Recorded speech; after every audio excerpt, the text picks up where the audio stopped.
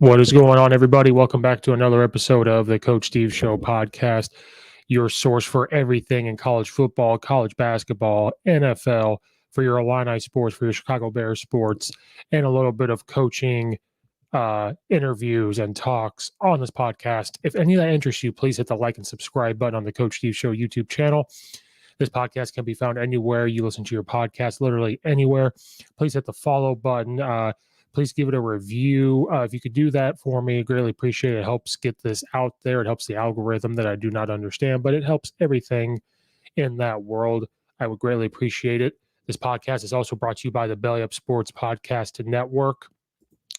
If you go to bellyupsports.com, you could see all the podcasts, blogs, and everything there. There's a lot of great content for everybody out there.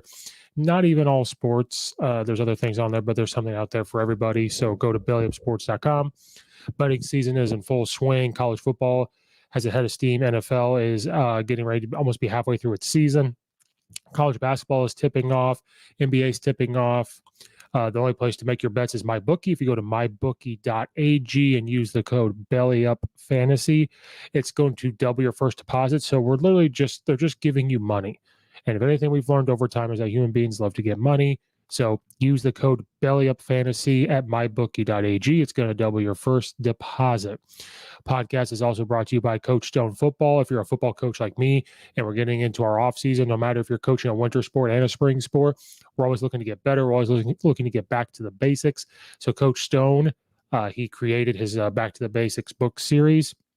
If you go to CoachStoneFootball.com, check out all of his books. He's got football drills, practice planning, game planning, strength and conditioning, and much, much more. It could be used at the youth level, high school level, and even the college level, because we all have to get back to the basics. That's what I'm going to be doing, looking to get simple for the players to learn. And if you get his Back to the Basics series books, there's so many books I can't keep up. You will never have to look up another drill again. If you go do that for me, we greatly appreciate it. And we're getting that time, the time change, you're looking a little tired. Maybe you want to get back into the gym, going to run on the inside. You need something to help you, give you that pick me up for the pre-workout, or maybe you're just throughout the day, coffee's not doing it for you and you're looking for something else. You're looking for that type of energy drink that's not going to give you the jitters or the crash later on. Well, I've got the drink for you. If you go to swiftlifestyles.com, you can get a clean, nutritional energy drink that comes in a tub. It's not buying it in a can. It's got 30 servings. I got the bubblegum flavor, and it's delicious. It tastes exactly like bubblegum. It's a clean, nutritional drink for any part of your day. So if you go to swiftlifestyles.com, use the code Coach Steve Show, all one word, you're going to get 15% off your order. It supports the podcast, and it's delicious. So if you could do that for me, I'd greatly appreciate it. Thank you so much. We're going to dive into the Big Ten football week 11. Yes, week 11. It's amazing that we are in week 11. I'm going to start off with just discussing the games real quick. It's not going to be a long episode, but what I want to dive into first is Scott Frost. I've talked about Scott Frost on this podcast before. Now, Scott Frost is a good football coach because we saw what he did at UCF. Knows football. Has to get to this point for a reason. I know a lot of it is it's who you know, not what you know, but you have to get to this point somehow, some way, no matter who you know or whoever. Well, I've said on here before, if we're going to talk about Ed Orgeron, about to lose his job, why Scott Frost not being talked about, Dan Mullen, his seat's going to start warming up to be on fire here. Why is Scott Frost not on here? Nebraska is a blue blood. In my opinion, when we were all growing up and even back in the day, Coach Solich, legendary coach, was there. And even before, Nebraska is known for playing football and is known for winning and is known for being competitive, especially when they were in the Big 12. Then they made the jump to the Big 10 and things that just have not gone their way since. Now they've had some good records going on in Nebraska. Now, Scott Frost played football in Nebraska. He loves Nebraska. He took this job, and I've talked about this before with him and Coach Jim Harbaugh. Sometimes going back to where you coach is not always the best decision. Sometimes it works out, sometimes it doesn't. That's why people talk about Dabo Swinney will probably take over Alabama after Nick Saban. I don't even know if that's true, and that's a whole different topic.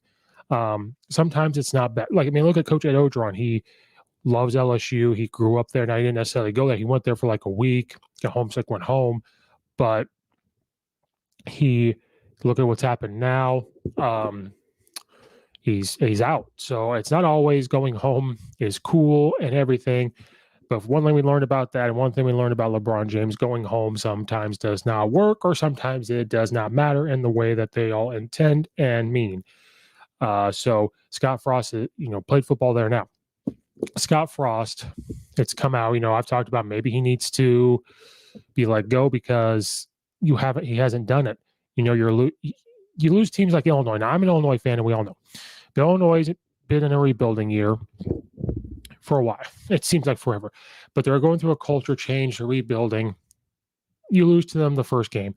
Now, Nebraska's got some good players. Martinez is the first, I think, 3-time captain in Nebraska history. They have good players on offense. They have a tough defense, and we've seen that. They are in tough games. They were a couple plays away from tying Ohio State, maybe forcing overtime to beat them, or just beating them in the regular time. They are so close all the time, but that's the problem. If year in, year out, since you've been there, you are so close to winning it, but you just can't quite get there, maybe that's not for you and you need to get a fresh start somewhere else. Kind of like people said about Jim Harbaugh last year.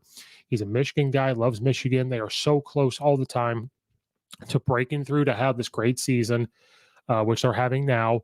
And maybe that's what they're thinking, but you're Scott Frost, you're so close. You just can't quite get there, and that's okay. It's not okay, but it is because you're still a good coach. You're coaching them there. There's just the excuse, and I coach football, and the excuse eventually runs out on, well, they just have the Jimmies and Joes. Well, if they've got the Jimmies and Joes, you should have some Jimmies and Joes because you're at Nebraska and you should be able to recruit guys there. Then it comes to a point where X's and O's do matter. It's always the phrase is, it's Jimmies and Joes on X's and O's. And I agree, but also sometimes it's Jimmys and Joes and X's and O's. So when you're in Nebraska, I'm not saying you've got Alabama players. I'm not saying you've got Georgia players. I'm not even saying that you've got the Ohio State players, but you do actually have some players, and it's proven because of how hard they play and how close you are to winning these games. How many times have we heard, oh, Nebraska loses by 3 points. Oh, Nebraska loses in the fourth quarter by a touchdown, and that's all they lose by. Oh, they lost by 4 or 6.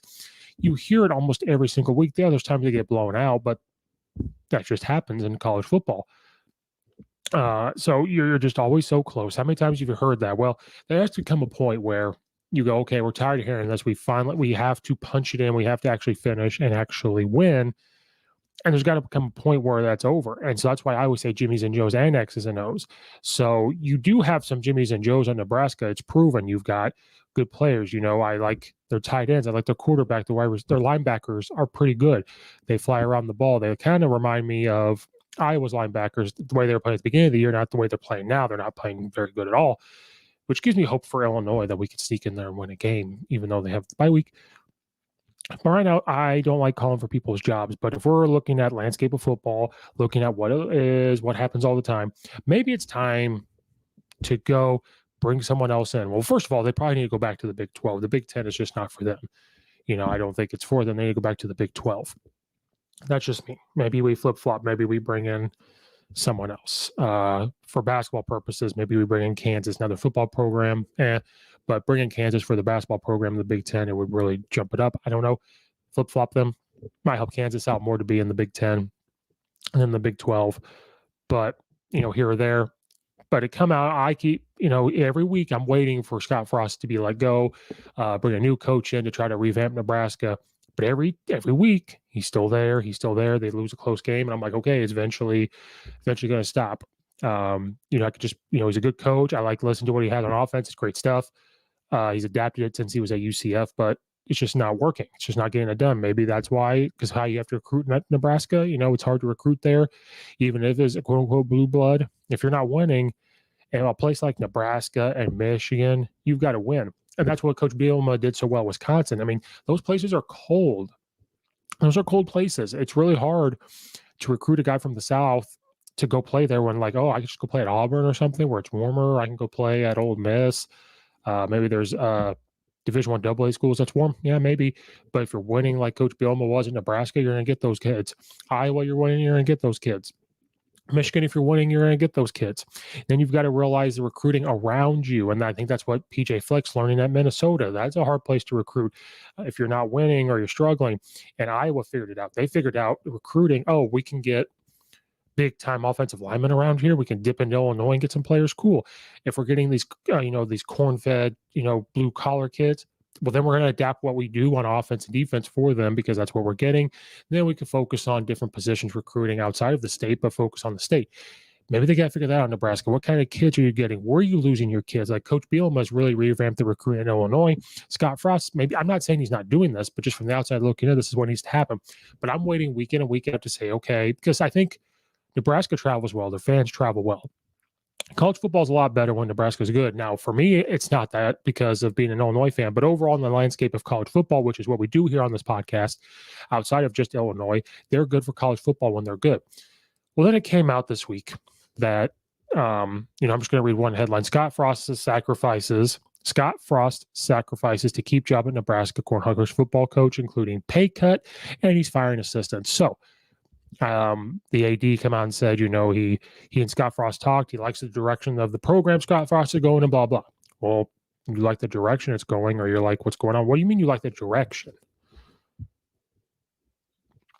Scott Frost said Wednesday he had no problem taking a pay cut and firing 4 offensive assistants who are also friends if it gives him more time. This is off of ESPN.com. Frost is 15-27 in 4 years and 3-7 this season. He says he took the job because he loves Nebraska. It would break his heart to think of all the improvements he made. He's gotten and this is what he said. It would break my heart to think we made the improvements we have and gotten it so close in so many games and not able to get an opportunity to see it through. So it's an easy decision to make any sacrifices I have to for the privilege to continue here. Now, here's where I got to get pissed off. Frost, who has been scheduled to make $5 million in 2022, will instead only be paid $4 million. Oh, my God, you took a pay cut, $5 million to $4 million. I know $1 million is a lot, but people out there are coaching for $80,000 a year tops. Is that really a pay cut to take $5 million to $4 million? Like, give me a break. If it was $5 million to $1 million or $2 million, yes. But good God, can we just say that this is not a freaking pay cut? Like, what I would love to do? If I made $4 million, I wouldn't work for years. Frost said he was the one who suggested a pay cut. Of course he suggested, because he probably saw it writing on the wall. If he probably went in there and said, I'll take a pay cut if you guys keep me. We all do that. We all have done things. Well, instead of paying me X amount of money, pay me this and I'll do this job, or pay me this and I'll do this on this weekend, like that type of stuff. So give me a freaking break. His buyout, if he gets fired next year, will now be $7.5 million instead of $15 million. Whoop-de-doo. My God, you're really making a sacrifice there. Frost fired offensive coordinator, wide receivers coach Matt Lubbock, offensive line coach and run game coordinator Greg Austin, running backs coach Ryan Held, and quarterback coach Mario Verduzco. Lubbock worked with Frost at Oregon, and others were on Frost's staff at UCF. The offense has been inconsistent, and quarterback Adrian Martinez has been mistake-prone in his 4th year as a starter. Special teams have been horrendous, largely because of the defense. The Cornhuskers have not lost any game more than 9 points. So again, they are losing these games very close this year. Now, he fired all these offensive assistants, but sometimes you got to look in the mirror and say, what am I doing? So maybe that's what it was. He looked in the mirror and said, this is what I'm doing. I'm going to fire the assistants. This is the Jim Harbaugh situation all over again, and it's happening at Nebraska. Jim Harbaugh saw the writing on the wall. It's, from what I've seen and heard and read and from the outside looking in, it looked like Jim Harbaugh took a step back and said, you guys do this all. I'm just going to kind of be the CEO. And you have not heard much of Michigan up until as of late, and they have been winning. So maybe Scott Frost is going to take that approach and say, I'm just going to take a step back. Or this could go the other way. Since he's firing an offensive coordinator, well, we don't know. This could be a Jim Harbaugh situation. This could be a Gus Malzahn at Auburn. Gus called offense when he got there. And then you saw overtime, he tried to give it over to somebody so he could be the CEO. Then he would take it back. You always heard about, he's going to take it back and call offense. So one of two things are going to happen with this scenario of he's firing an offensive coordinator. He's firing these offensive guys. Is he going to take over play calling, which could work? But sometimes when you take it over in spite and say, well, I'm just going to do it myself, it does not always work. Frost said he's uncertain of how he would structure his staff, but will attempt to become, right here. So he says this, and Gus had said this many times, but we're going to see. Frost said he's uncertain of how he will structure his staff, but he will attempt to become the CEO-type head coach rather than overseeing every aspect of the offense, as he has been doing along with Lubbock. So when he's looking over the entire offense, and you're struggling, so he looked in the mirror, But here's the thing. Did you really have to fire Lubbock? Frankly, I've been wearing myself a little thin trying to run the offense and call the offense. And it isn't just game day, it's all week long, he said. Frost designed a spread offense that produced remarkable results at Central Florida, where he led the high-scoring 2017 team to a 13-0 record before he came back to Nebraska. His offense hasn't nearly been as effective against Big Ten defenses. Well, yeah, because you're in the Big Ten. There's way better teams. So apparently, this is what I don't understand. When you say I fired the offensive coordinator, but you were the offensive. See, this is the Matt Nagy thing. I'm going to title him the offensive coordinator, so maybe he gets the blame. So what do you mean you have an offensive coordinator? No, you're the offensive coordinator. And if your teams are not getting it done on offense, then it's your fault. The athletic director should say, oh, it's your fault because the offense is not getting done. You're also the head coach, so now it's even more your fault. Take responsibility, take the leadership. So yeah, maybe you're firing these guys, but are you firing them because, I think the offense isn't playing that bad. They're just not finishing. So you're going to take the blame and fire these dudes when it's your fault. So maybe the athletic director needs to look and say, well, what's the common denominator here? Well, it's Scott Frost. Unless next year he hires people, he actually takes a step back and doesn't call. But we've seen the song and dance before, seen it with Gus, you see it with other head coaches. It's hard to give it up unless you're a Nick Saban or Dabo Sweeney or whoever, and you trust guys to do it. Or what Jim Harbaugh has done this year, he's taken a step back and said, I'm not doing this. You guys do it, and it's worked. So maybe they're going to try the Michigan approach, but Scott Frost is really going to have to say, hey, I'm just going to be a part of the offensive meetings and defensive meetings, give my input because I'm the head coach, and we're going to do this. But reading this really disturbs me because you say you had an offensive coordinator in Lubbock, then you fired him because it's not getting done. Well, wait a minute. You just said this right here. We've come so close to many games. Hard thing we keep doing the same things, blah, blah, blah, blah.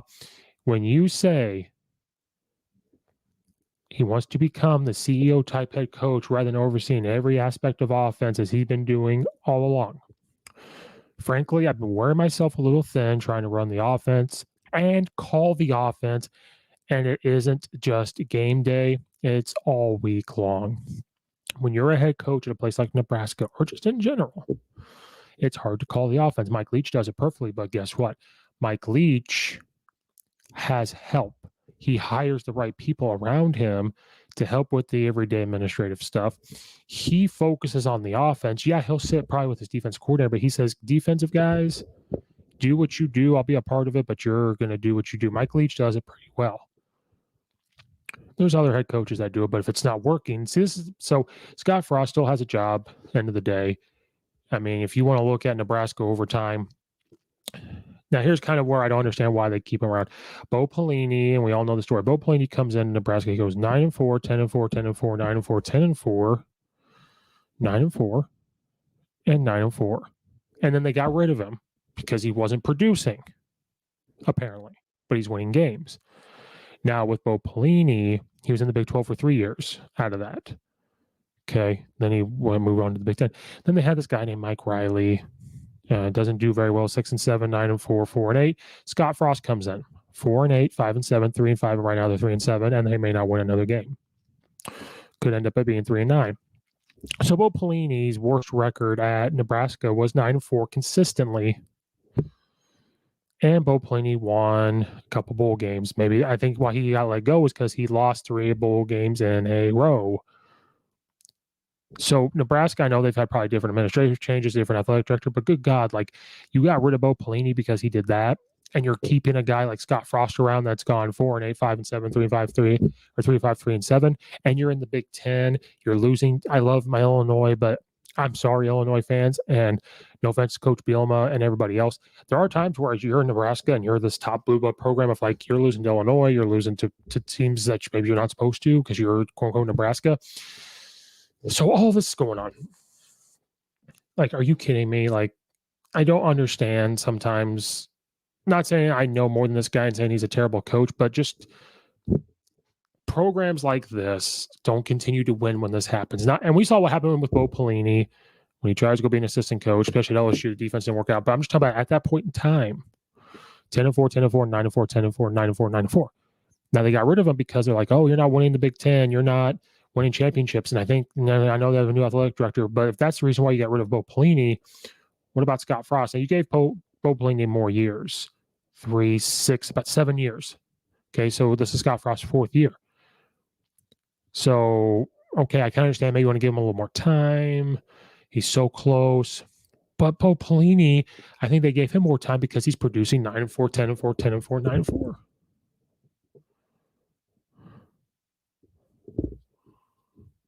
Like, what are we doing here?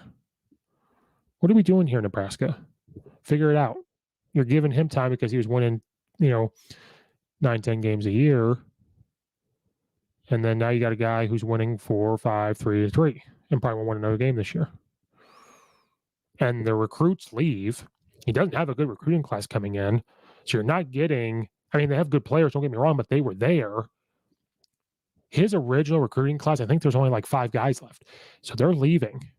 And when you don't win, it's hard to recruit there, especially when you're not winning Nebraska. So I don't know what you're doing there. I mean, we'll see what happens. But, this kind of shows that, like Illinois wants to take a step and win, so they're doing what they're doing. Nebraska, I think, is just going to be like, we're fine. It's good. It's whatever. Last week in the Big Ten, my Week 10 picks, I went 6-1, so not too bad. This week, you got number 6 Michigan traveling to Penn State, which is going to be a great game. I think Michigan is motivated after that Michigan State loss. It's going to be a hard-hitting game. It's not going to be this huge high-scoring game, I don't think. But Michigan's offense is pretty good. Michigan, I could see winning. So I'm going to go with Michigan over Penn State. Northwestern travels number 18, Wisconsin. Wisconsin has figured it out, and I told people that way back when they played Purdue, and people thought Purdue was going to win. If they could figure out their passing attack with how their defense is playing, with how the run game is going, Wisconsin is going to be competitive. They might sneak their way in the Big Ten championship. Who knows? They're number 18 in the nation. I have Wisconsin beating Northwestern. Rutgers travels to Indiana. Rutgers, is up and down. Sometimes they're really good. Sometimes they're not. Indiana is just playing, they've gone through different quarterbacks. They're not quite there. I would love to go with Indiana, but right now, just the way Rutgers offense is going, I'm going to have to go with Rutgers. Number 19, Purdue, and number 4, Ohio State. Does Purdue have enough in them to overcome and knock down another giant in Ohio State? They're number 4 in the nation. They are in the college football playoff rankings in the top 4. I would love to sit here and say Purdue beats Ohio State, but it's Ohio State, so I'm just going to go with Ohio State. Minnesota travels to Iowa. Minnesota coming off the tough loss versus my Illinois Fighting Illini. Iowa is struggling big time. This is going to be a closer game than everybody thinks, but I just have to think that Iowa has more athletes. So I'm going to go with Iowa. Then Maryland travels to Michigan State. Michigan State coming off the big loss against Purdue. Maryland is not Purdue. Michigan State's going to have a big-time running game. Maryland, if they can't move the ball like they have, their defense can't tackle, they're not going to do well. So I'm going to go with Michigan State. My Illinois Fighting Illini take the week off.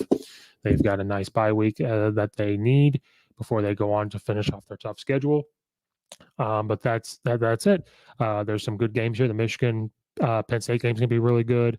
The Purdue Ohio State game is going to be really good, and the Minnesota Iowa game is going to be really good. So we need to. I even think the Rutgers Indiana one's going to be good. But if you're talking about big time, those are the games to watch. So yeah, Scott Frost has a job. Don't know why. We talked about that. All this stuff is going on there. We don't know. He's apparently going to be a CEO. And then we got the Big Ten. So thank you guys for listening. I greatly appreciate it. Please check out all the affiliates in the description below. Please go like and subscribe and do all that stuff for me. Check out everything else. And unlike Scott Frost at Nebraska, we are gone.